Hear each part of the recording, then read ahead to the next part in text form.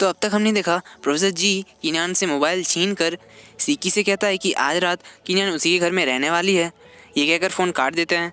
सीकी को लग रहा था कि इसने ये आवाज़ पहले तो कहीं सुनी है।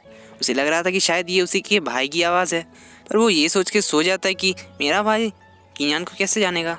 इधर लू चिंगू के ऑफिस यानी कि रोंगपिन में एक एम्प्लॉय सीकी का रिज्यूमे सिलेक्टेड कैंडिडेट्स के लिस्ट से हटा रहा था, क्योंकि वो उससे ज़्यादा हैंडसम था। उसे डर था कि शायद लू चिंगू अब उसे अपना असिस्टेंट बना ले। तो वो सीकी के सारे डिटेल्स अपने कंप्यूटर से डिलीट कर देता है और उसके स्केचेस भी सिलेक्टेड कैंडिडेट्स लिस्ट के स्केचेस से अलग कर देता है और उस नए लिस्ट को वो मिस लू को देता है। उसका एडिटर उसे आके बताता है कि कल उसका एक साइनिंग इवेंट है और वहाँ की तैयारी बहुत ही अच्छी तरह से चल रही है। इधर प्रोफेसर जी के घर में प्रोफेसर जी कीनियान को कल उसके साथ आने के लिए कहते हैं। सुबह ठीक 7 बजे उसे अपने घर आने को कहते हैं, तो कीनियान कहती है मुझे आने में देर हो सकती है क्योंकि उसका घर थोड़ा दूर है। तो प्रोफेसर जी कहते हैं तुम आज रात मेरे घर पे रुक सकती हो। इसे सुनकर कीनियान शॉक हो जाती है। प्रोफेसर जी उसे अपने एक गेस्ट रूम में ले जाते हैं और उसे कहते हैं तुम यहाँ से 6 बजे से पहले निकलना मत। वो हॉल में आकर उसका मोबाइल चेक करने लगते हैं कि किसने उसे अभी फ़ोन किया था। सुबह उठकर प्रोफेसर जी कुछ दवाइयाँ ले रहे थे, तभी कीनियान आके उसे कहती है कि क्या आपने कल रात किसी के चलने की आवाज़ सुनी थी। तो प्रोफेसर जी थोड़ा सा हकलाते हुए कहते हैं कि तुम्हारा दिमाग घूम गया होगा और उसे वो अपने साथ जाने के लिए कहते हैं।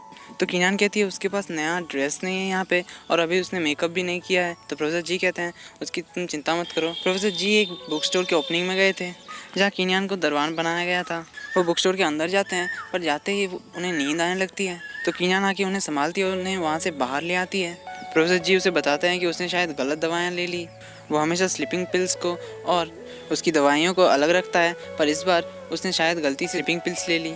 कीनियान उन्हें हॉस्पिटल ले जाने की बात करती है, पर प्रोफेसर जी कहते हैं अभी यहाँ से अगर मैं चला गया तो मैं बहुत ही ज़्यादा एम्बरेस फील करूँगा, क्योंकि बुक स्टोर का ओनर उसका दोस्त था। तो कीनियान प्रोफेसर जी को छत पर ले आती है, जहाँ उसे नीचे देखते हैं। नीचे एक इवेंट हो रहा था, वहीं नीचे लू चिंगू का साइनिंग इवेंट भी था।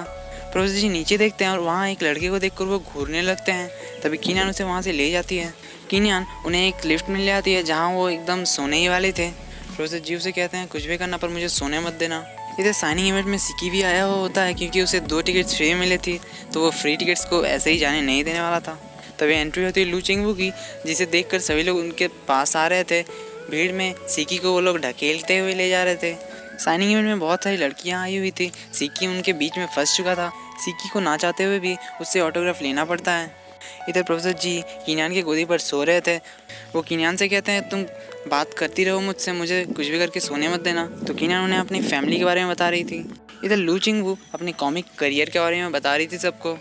तभी होस्ट उससे पूछती है कि आपका सबसे ज़्यादा रिग्रेटफुल वर्क कौन सा है। तो लू चिंगू कहती है थिएटर क्लाउड, क्योंकि वो उसे लिखना नहीं चाहती थी, पर कंपनी के प्रेशर के कारण उसे लिखना पड़ा था। ये सुनकर सिकी को बहुत ज़्यादा गुस्सा आता है।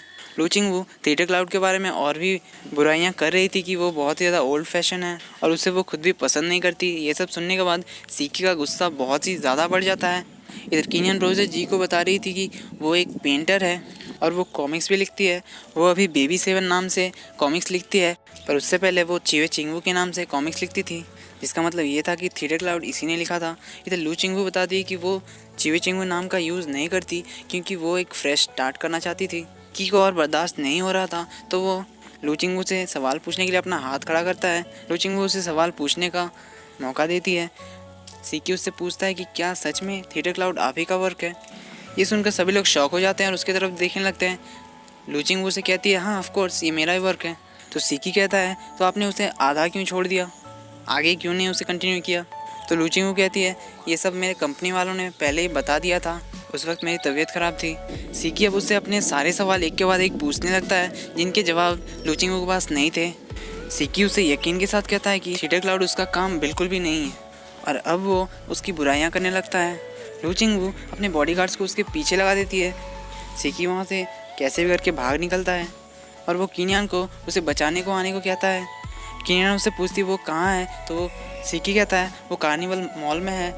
तो कीनियान भी कहती है कि मैं भी उसी मॉल में हूँ, तुम अभी कहाँ हो। कीनियान कहती है वो ब्लॉक डी के 3rd फ्लोर में है।